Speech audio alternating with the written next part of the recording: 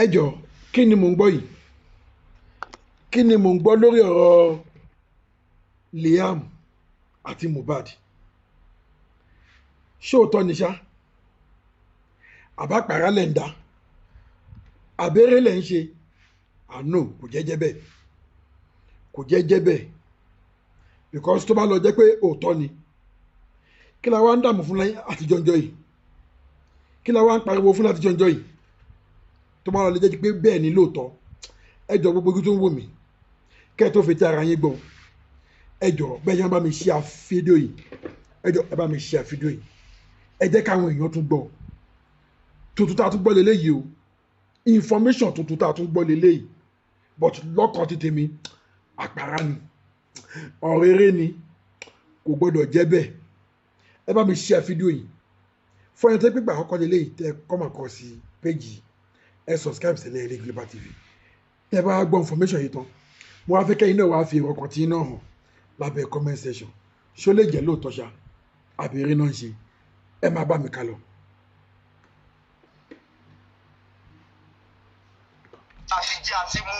àtijọ́ àti mú jòsí alọ́ba ọlọ́run ti fi síbi tó máa ní lára ara dẹ̀ máa ní dọjọ́ ọkú ẹ̀ ni ara máa ní jòsí alọ́ba dọjọ́ ọkú ẹ̀ ni kò ní ní fọkànbalẹ̀ tó máa fi kú ìyẹn jòsí alọ́ba bàbá Mohbad kò ní ní fọkànbalẹ̀ tó máa fi kú ẹ máa tẹ́tí gbọ́ o kò ní ní fọkànbalẹ̀ tó máa fi kú ẹ máa rí pọ́ìntì mi sí i o tó máa fi kú jòsí alọ́ba bàbá. ìyá jòsí sọ pé àlè ló pa bàbá ẹ sọ pé kó fàlè tó pa bàbá ẹ wọ̀n ẹ. ó ní láti bíríkì evidence àlè tó pa bàbá ẹ. Liam ọmọ Mohbad ni Liam when it comes to Liam 2 years old child 2 years old child. ṣe ti gbọ́. Mohbad ìlérí olúwa ayọ̀ àti fada. ṣe ti gbọ́. Mohbad ìbálẹ̀ olúwa ayọ̀ àti fada da fada wò Liam so Liam belong to you. ṣe ti gbọ́. When it comes to 2 years old Liam ọmọ alọ́ba when it comes to 2 years old Liam ọmọ alọ́ba ìlérí olúwa aka Mohbad you are the father you are the father. ṣe ń gbọ́. ohun mi tó bá ti ta property sí ìdí ẹ̀ bá ti gba property lọ ṣe ń yọrọ. ṣe ń gbọ́. ló bá sọ. ṣe ń gbọ́. brala tí olórí ẹbí TikTok ti padà jẹ́ ká mọ̀ pé Mohbad òun ló bí Liam pé kò sí nǹkan tẹ́ fẹ́ ṣe. ṣó lè jẹ́ òótọ́ ṣá àbẹ̀rẹ̀ ni àbí torí ìjà ni.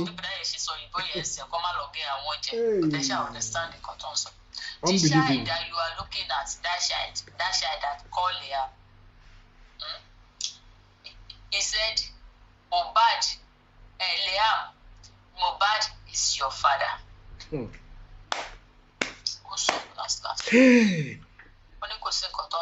ṣùgbọ́n lè jó òótọ́ ṣá àbọ̀ rere ni.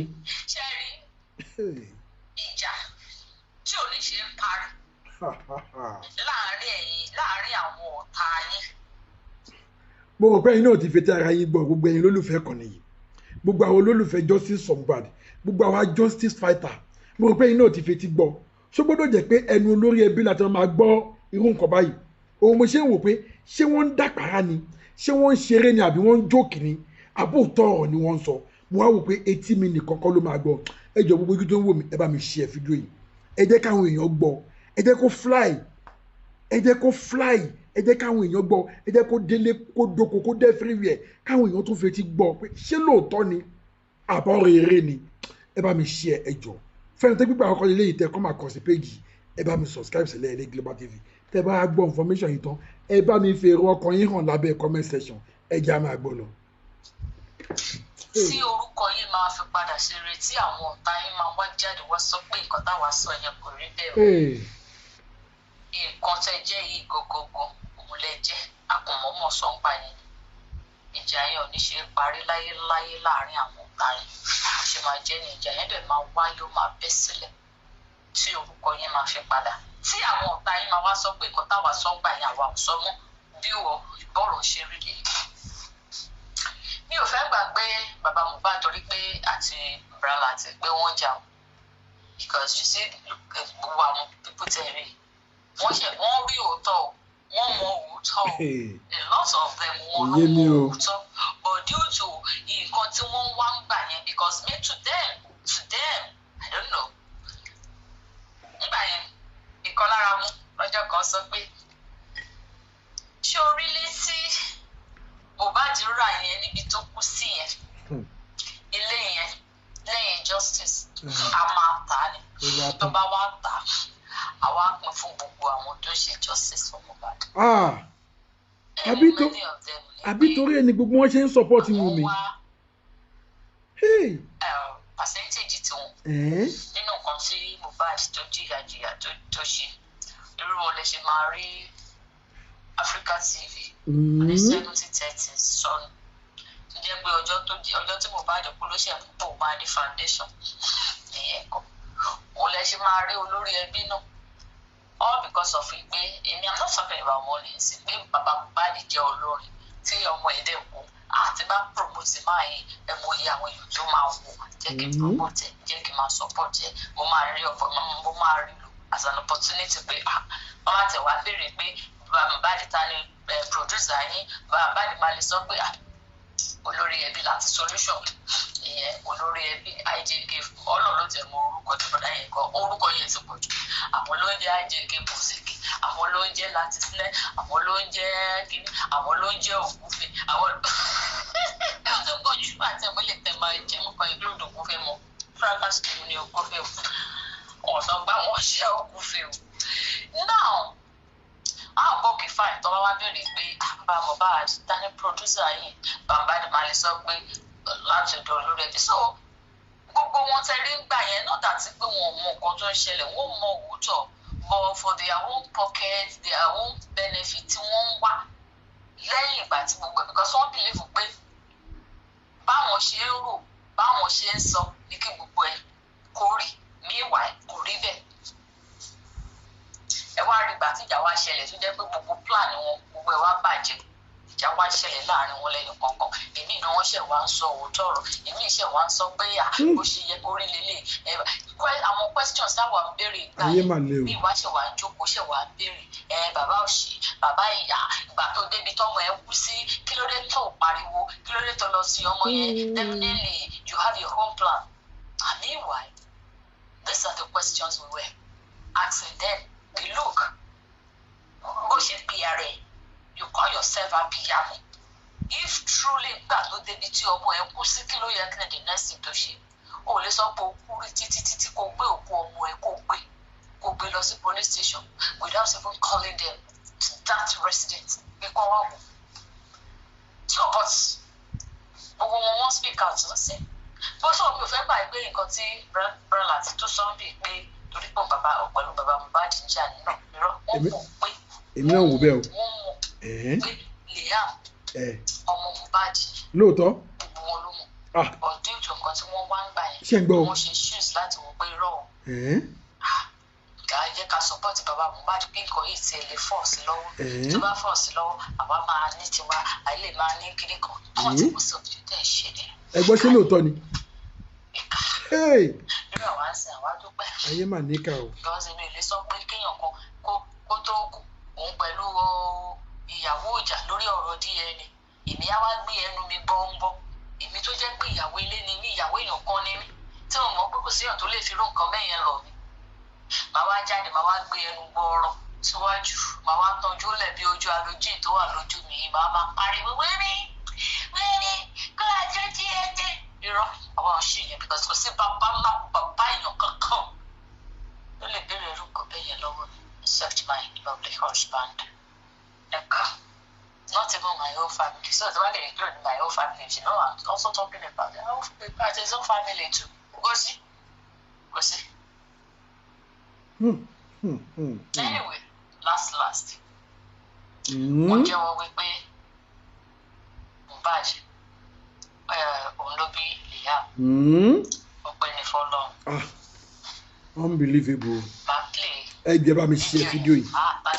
Mo bẹ̀ yín ni ẹ bá mi share fídíò yìí ẹ jẹ́. Short video ni bọ̀tẹ́ bá rẹ̀. Ẹ̀yin tẹ́ ṣe come across ẹ bá mi subscribe sọ̀rọ̀ ẹni Global TV.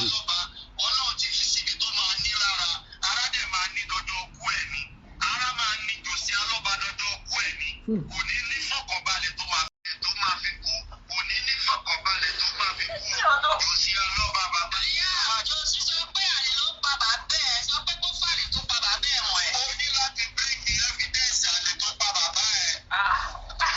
Liam ọmọ bàbá àdìní Liam when it comes to Liam 2 years old dada 2 years old child. Mohbad ìlérí olúwa yọ àti. Bọ́dá láti ẹ bá kẹnu jẹ o.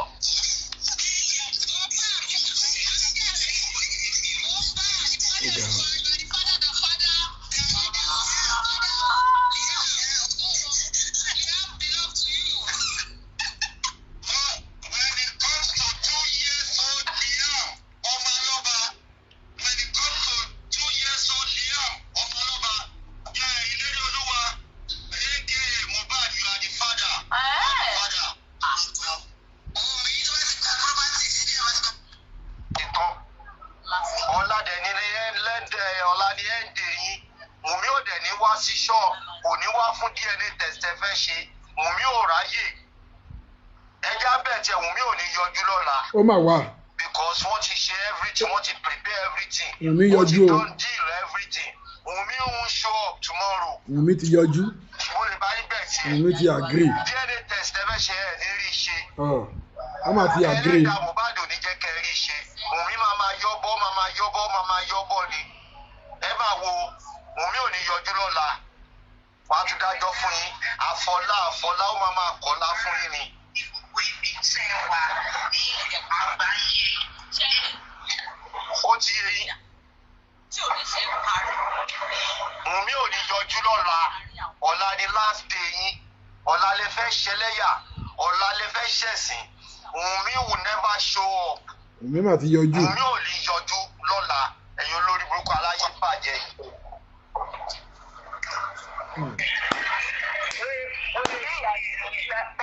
Orúkọ bàbá Mohbad ló fi ń jí ló fi ń jẹun ló fi ń ṣe gbogbo ẹ̀. Kọ́dà láti tó bá tiẹ̀ ṣó wọ́n ti sọ pé Liam ló ní fáínánsì. Wọ́n ní ẹ̀gbọ́n mi ṣe bẹ́ẹ̀ kan tó wá sọ́ńtà nìyí. Ó ní kò tí sọ bẹ́ẹ̀ náà. Ó ní Liam ló ní fáínánsì so kò sẹ́nu bàbá wọn náà bẹ̀ fọ́ tí Liam bá fẹ́ ló mọ̀ sọ lọ́la. Ó ti sọ yẹn ti pẹ́.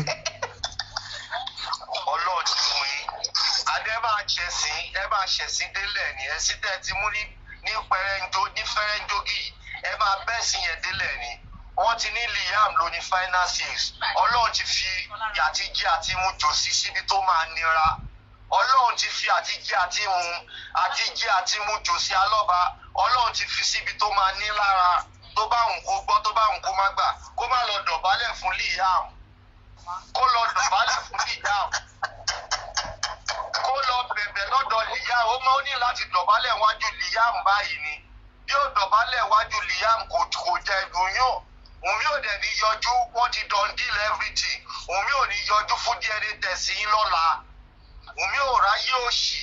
Omi ti rí wọn tán kò ní yọjú lòótọ́. Ọ̀ya àwọn ikọ́ tó máa dùn yín tẹ́ máa fi sunkún ni máa ṣe sí Wùnmí contact me Wùnmí o.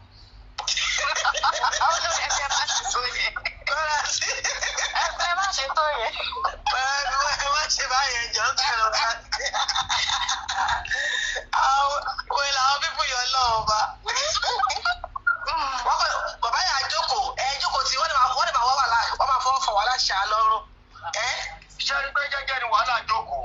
Ṣé wọ́n ti dáhùn láti ṣé wọ́n láwọn òde balẹ̀? Wọ́n láti jọjọ́ yìí mo ti fi bàbá wọn sílẹ̀. Mo ti ń ṣe nǹkan míì. Ló ń jẹ́ láti sílẹ̀ àwọn ló ń jẹ́ gidi. Ọlọ́mọ pé kò sí justice wọn náà kò sí kankan kò sí ọ̀kan mọ́. Ẹjẹ́ ní tẹ̀sítọ́tẹ̀ lóde ọ̀la ni last day. Liam ọṣẹ tó bá wù ẹ́ ni kò fi Jòsí kún lọ́la o. Ọjà nǹkan tó bá ń wù ẹ́ ní ara tó bá ń wù ẹ́ ní kò fi dá.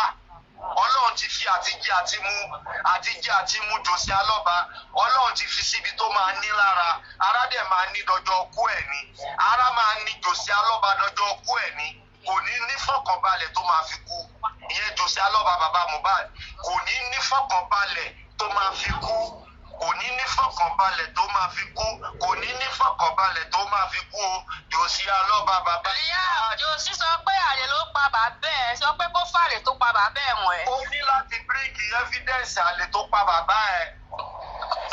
Liam ọmọ Mohbad ni Liam. When it comes to Liam, 2 years old child, 2 years old child.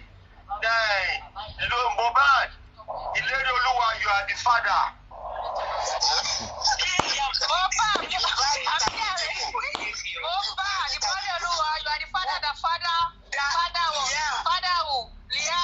Liam belong to you. When it comes to 2 years old Liam Omaloba, when it comes to 2 years old Liam Omaloba, Ìlérí Olúwa, aka Mohbad, you are the father. You are the father. Òun mi tó bá ti gba property sídìí ẹ̀ bá ti gba property lọ ṣé ń yorùkọ ẹ̀ kúrò lọ́lọ́ba ọba lose tí wọ́n bá bá wọn. Olórí gbogbo pẹ̀ la máa bá yín lọ́pàá. Máa bá yín lọ́gà. Láti sẹ́ mo kí yín o, mo kí gbogbo lé. Mo láti ṣé àná pẹ́ jẹ́ bá mi ṣe program lánàá, mo dúpẹ́ lọ́wọ́ yín o. Àná wọ̀ successfully dé again o. Àtúntì ní ẹni tó lọ́kọ lánàá o. Bọ́dà láti kọ́ gbé frame wá wá. Jubilation, relative celebration to our platform. Congratulations. Akórèrè náà. Orílẹ̀ náà bá wọn kalẹ̀ o. Àmín. Ẹ̀yin tẹ̀yìn wá wákàyí wá náà lọ́wọ́ bá wa ṣe o. Gbádùn ṣàwọ́ wà náà tó ń wọ àdàbí kí wọ́n mọ̀. Mo náà lè kó ọgbà ọlọ́run. Àwọn táwọn ọkọ̀ báyìí ọ̀dọ̀ bá àdó ọ̀rọ̀kọ ti wá o. Àmín náà. wọ́n máa ṣe báyìí náà mọ̀. Àdúrà ni mo gbà. Àti pàdé àti ṣé ọ̀rẹ́ ti náà kí ni. Ok, àti parí ẹ̀dùn DM àbí. Èyí máa yóò gbàdúrà, àṣé yìí máa náà máa ṣe bẹ̀rẹ̀ ọ̀pọ̀. Èyí wà ló máa pa mí. Ilé ẹ̀ ní para yín. Ọba jẹ́ gbọ́dọ̀ para yín. Èyí máa di ọmọ. Ọlọ́run kọ̀ọ̀kan tẹ́ ẹ máa fẹ́ gbà lọ́wọ́ ara yín báyìí. Ṣe yí bá. Ó wà ní ọmọ ìjìnlẹ̀ lọ́ta tán. Mo láìkí wàhálà ọmọ. Ọmọ máa ń sharp shooter ni. Ó máa ń gé ẹ̀tẹ̀. Láti jẹ́ báyìí bọ́ọ̀lù ni. Ẹjọ́ náà, ìgbà yìí lọ́lá. Ìgbà yìí.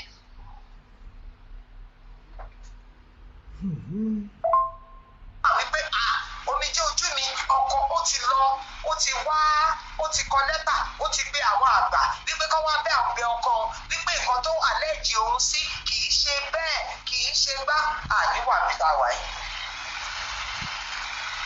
Àníwà bẹ́ẹ̀ mo mọ nǹkan tí mò ń sọ. Yes.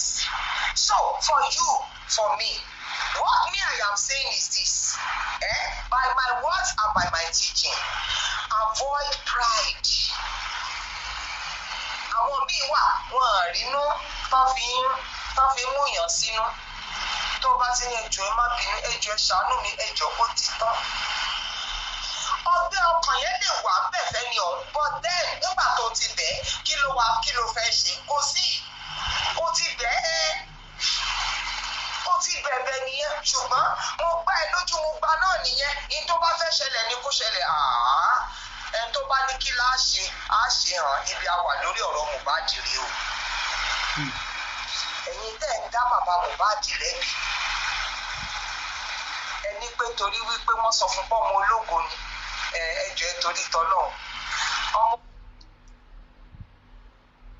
ẹjọ́ ẹ torí tọ́lọ́run ọmọ ẹjọ́ ẹ torí tọ́lọ́run ọmọ ológo tó the year of Mohbad the father showed himself wípé òun wà gẹ́gẹ́ bí bàbá wípé títí di 18 ọmọ yẹn wà lábẹ́ ẹ̀ mo kà á ẹ lọ mú recommendation yẹn kẹ́ ẹ lọ kà á so tọ́mọ bá ti 18 ẹ dákun kí la tún fẹ́ ṣe fún wọn ju wípé ká máa gbàdúrà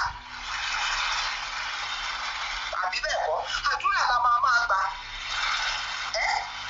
mo ń sọ̀rọ̀ nípa ti àwọn tó ń dá alọ́ba lẹ́bi wọ́n rí pọ́nmọ ológo ni wọ́n fi sílẹ̀ ṣé nínú ilé Naira Marley tó mú lọ wọ́n kọ sílẹ̀ wípé bàbá ẹ̀ ló mú wá bẹ́ẹ̀ ni ara àmójútó náà nìyẹn Ìgbò dẹ̀ ti fà á lé wọn lọ́wọ́ bẹ́ẹ̀ bóyá lẹ́ẹ̀kọ̀ọ̀kan ó ń lọ bẹ́ẹ̀ kí lẹ tún fi ṣe mọ́ àti pé ẹjọ́ ibi mi ò fẹ́ mú ọ̀rọ̀ mi máa fà á lọ sí gbogbo bẹ̀yẹn rárá What I have come to preach today is for us that are still remaining, that everything within eventual consequences that has jeopardy like this, we should shed our toga of pride. S-O-R-R-Y. Sorry is a germane word, very very germane, tó jẹ́ wípé a gbọ́dọ̀ kọ́ láti máa lò, ó máa ní soothing effect. Ó dẹ̀ máa ń bo ọ̀pọ̀lọpọ̀ àṣírí mọ́lẹ̀ ṣe ẹ̀rí ẹjẹ́ ń sọ fún yín lónìí. Bẹ́ẹ̀ gbà ọ̀rọ̀ ọwọ́ Ọlọ́run ló wà nínú ìrìn àjò Mohbad. Ọwọ́ Ọlọ́run ló wà nínú ìrìn àjò Mohbad. Mo ti sọ 10,000 times. Mohbad dẹ̀ máa gbàdájọ́, kò sí anybody fẹ́ ṣe sí. Kò sí sẹ́ ẹgbà lóòótọ́ ni. Mohbad will get justice. But ẹjọ́ ẹ torí tọ́lọ́. Ihun tó ṣe àwọn tó wà nínú ilé ní ọjọ́ tí Mohbad jáde láyé, ẹ má jẹ́ kí ó ṣẹlẹ̀ sí yín o. Ìgbéraga ọkàn. Ìgbéraga ọkàn. As married couple, ìgbéraga ọkàn. As a parent to your children, Sherry, tẹ̀yin parent to your children yẹn ló tiẹ̀ léwu jù. Tọ́wọ́ bá fi lè bínú sí yín tó bá lọ, ẹ ráre lọ́jọ́ ogbó ni. Bẹ́ẹ̀ni, òun la fi máa ń ráwọn àgbàlagbà míì tó jẹ́ wípé wọ́n máa fi igi wọ́, wọ́n máa fi igi fà, ẹ wá máa ní pé ṣé wọn lọ́mọ ni, ẹ lọ bèrè kí ni wọ́n ti fàárọ̀ ọjọ́ ṣe sọ́mọ. Òun ni mo ṣe fi dá ẹni yẹn lóhùn wípé it depends on the gravity of your offence against your child. Kò yá àmọ́ bó ṣe máa ṣàtúnṣe nígbà tójú ẹ ṣe làálẹ̀ yìí, nígbà tẹ́nu ẹ ṣì lè sọ̀rọ̀ yìí. If you know that you are the one that has failed in your responsibility, apologize. I am talking about apology today.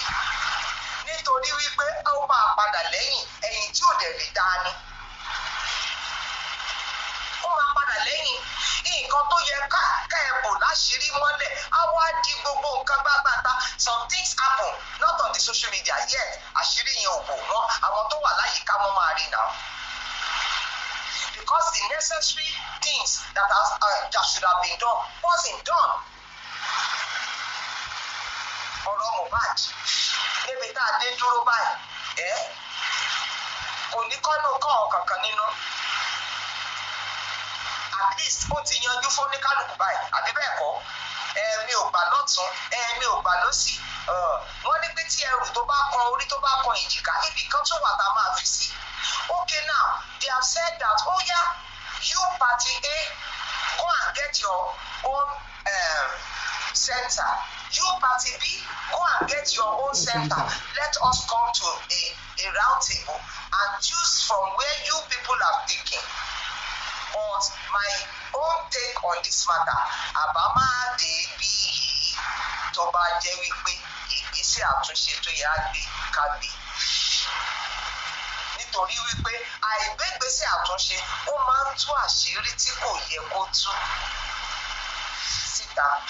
Ó máa ń mú àwọn nǹkan tí ìpalára tí kò yẹ ó ṣẹlẹ̀ wá. That's what I have come to say. So please, let us learn to apologize. Now, let's go to Lagos State government on Mohbad's matter.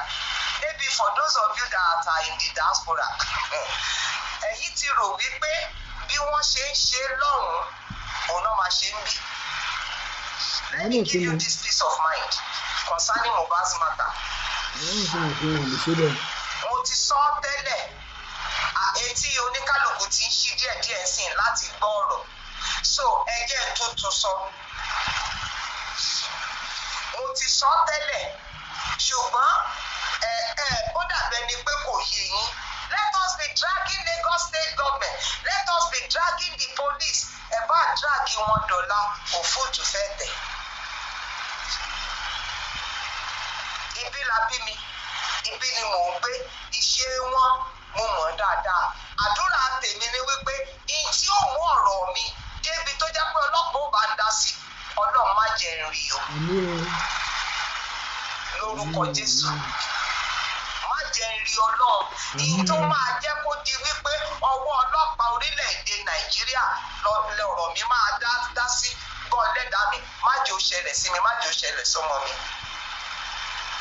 màá lè ṣàlàyé ẹ̀ fún yín. ṣé wọ́n máa sọ pé kò sólóòótọ́ láàrin wọn ni olóòótọ́ wà ṣùgbọ́n that will be 1 out of 10,000 so ó túmọ̀ sí wípé kò sí ni. You know how it runs. Ọlọ́pàá kan tó lè dúró gẹ́gẹ́ bí ọlọ́pàá lórílẹ̀‐èdè Nàìjíríà yìí Ọlọ́run ni tó máa mú ẹni tó máa mú ta ló sì mú wá ó mú very dark man. Èyí tá a mọ̀ kékeré nínú ìrìn àjò yìí yàtọ̀ sí the God angle that which a lot of people don't want to believe. It is the VDM aspect but I don't want to analyze that. I want you people to rest. Látòní lọ mo mọ̀ pé ní fẹ́ gbọ́ but at least ẹ manage kẹ́ ẹ gbọ́ for your own peace of mind. On Mohbad's matter, the police will not carry a file. Wọn ò ní gbé fáìlì kankan so don't expect. Wọn ò ní gbé fáìlì in favour of Mohbad for now. Ẹni pé mo sọ pé for now. Ẹ wá máa wò pé is there going to be a thereafter? Ó kú Ọlọ́run lórí ọ̀rọ̀ yìí àti ìṣẹ̀dá Mohbad. For all of you that you are saying Mohbad we will drag Lagos State Police, you are only troubling yourself for nothing. The moment you will have this understanding, then you will have peace. Wípé lórí ọ̀rọ̀ Mohbad ẹnìkan péré tó fún Mohbad tó gbé ìrìn àjò Mohbad débi àṣeyọrí èèyàn dẹ̀kọ́ because God is not man. Yes, he has created us in his image but that personality is God.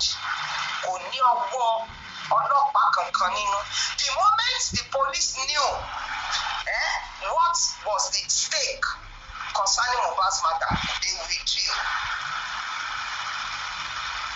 Wọ́n withdraw ni. So bẹ́ẹ̀ bá sọ wípé kí bàbá Mohbad kó gbéra kó lọ sí pàǹtí kó lọ sí òfó ọjọ́ kejì ọjà ló máa bá ń bẹ̀.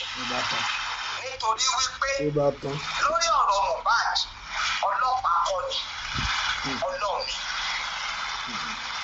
So ẹ yé sọ pé ẹ wá máa ní is that how it's supposed to be? That is not how it's supposed to be now. It's not that is not how it's supposed to be at all. Ó ti wá rí bẹ́ẹ̀ kí lẹ fẹ́ ṣe sí kò sí. So let me put that in your mind and so that it can be a thing of peace to you people. Ẹ jọ̀ọ́ ẹ torí t'Ọlọ́run. Ẹ jẹ́ tètè bọ́ sí yín lẹ́mìí kẹ́yé dára yín láwọn especially for those of you in the diaspora that think that's not that we will drag ish. See, follow this matter bí Ọlọ́run ṣe ṣe àlàkalẹ̀ yìí pàápàá jùlọ níbi tó dé dúró as at yesterday. And for those of you who don't know, who does not know, who doesn't know ẹjọ́ bóyá ibi tọ́rọ̀ dé dúró maybe you refer to the people that have posted this matter, those who went to the court yesterday and continue to wait for the next thing that God will still do concerning this matter. So stop troubling yourself. Sanwo-Olu didn't do. Sanwo-Olu, let me give you an example now. Ẹgba ọmọ ṣiṣẹ́. You are the one that employed somebody as your staff. You are the one paying the salary of the person. Lójú ẹni yẹn, ó wá rí wípé ẹ ṣe àṣìṣe kan. Ẹ jọ̀ọ́ ẹ torí t'Ọlọ́run. Tọ́lọ̀ bá di ọ̀rọ̀ wípé kó wá witness ṣé á lè jẹ́rìí gbé yín wípé nǹkan báyìí lè ṣe àfi tó bá jẹ́ wípé ó ti ṣe tán láti sọ wípé òun ò ṣe mọ́. Any police that wants to run Mohbad's matter àfi kó yọ̀ǹda pé òun ò ṣiṣẹ́ ọlọ́pàá mọ́ bí ò bá dẹ̀ ti ṣe mọ́ nǹkan tó dà náà kò lè wá gẹ́gẹ́ bí civilian láti wá kò lè wá. So ní kúkúrú èdè fún ẹ̀yin tó jẹ́ wípé your heart is still on justice for Mohbad. Let me tell you, as I'm wrapping up, follow the present course that the family is on for your own peace of mind. It's not because of me. I told you that if there's anything to talk about on justice for Mohbad, I will say it. And you see where I started the preamble from. I said it is always very expedient that when there is any error, let us learn to apologize. And I am giving you a lowdown concerning what? That on Mohbad's matter, the present Pharaoh that is ruling still knows Joseph. I'm not talking about Joseph Aloba. If it's the Bible, not the name of Pharaoh tó wà lórí ìtẹ́ lọ́wọ́lọ́wọ́ ó sì mọ Joseph. So ẹ jẹ́ ká rọra máa bá ọ̀rọ̀ Mohbad lọ pẹ̀lú Ọlọ́run. Tẹ́ ẹ bá mọ̀ wípé you are still supporting the cause of justice for Mohbad. So all glory to God for how it turned out yesterday. Because eventually the prayer of Aloba's family has been granted. Yes. The court granted that the entire process should be transparent. Also, to everybody's peace of mind. And honestly, if there's anybody that should celebrate the most, it is Mohbad's partner. Yes. If she wants to be truthful to herself. At last, I will go and look for my own place where they will verify the truth. Honest. Ní gbogbo process yẹn lánàá, this is what makes me the happiest. Ẹ má sọ pé because as long as one party is still insisting, okay, I understand. One party is still insisting. Ẹ jẹ́ káwọn nìkan ṣe ẹnìkan lápè tí ò wá. Ó máa ń dojú ọ̀rọ̀ rú ni. But as at yesterday, there was peace. There should be peace everywhere. How? The ruling has been that because the Aloba's family said, let this thing be transparent so that a lè wẹ èèyàn mọ́ nínú ìrìn àjò yìí ni. That is what the whole thing is. That the person that people have been castigating or that has been suspected can come clean. And so that's why I said by yesterday's ruling that the entire process should be transparent. If there's anyone that will rejoice the most, it is Mohbad's partner. Giving the option that, okay, you go and look for your own center. Aloba's family, go and look for your own center. Bring three options. And then we pick one from there and we pick from there. The time for exoneration is here. The time for justification is here. It is for both parties to be rejoicing. Yes.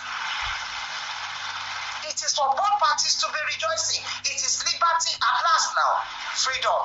For whoever comes out clean of the allegations against each other. The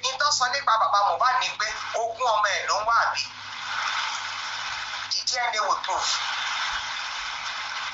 And okay, what they have alleged for everybody that witnessed Mohbad's last moment was that, oh, they are the one responsible. Now, it will come to show they were not responsible. The DNA that they were looking at as if was the motive came out fine. Because what have been dragging and what led to it? Non-apology. A man lè sọ wípé ìgbésẹ̀ àtúnṣe báyìí àfẹ́ṣe. So that is just my own take. And that's what I want you to go with. As I am ending the life, my own. Kò lè wípé lọ́kọláya ẹjọ́ ẹ torí tọlọ́run tí a bá kọ̀ tá a bá ṣe ìgbésẹ̀ àtúnṣe níbi tá a bá ti ṣàṣìṣe sí ara wa ihun tí ò yẹ.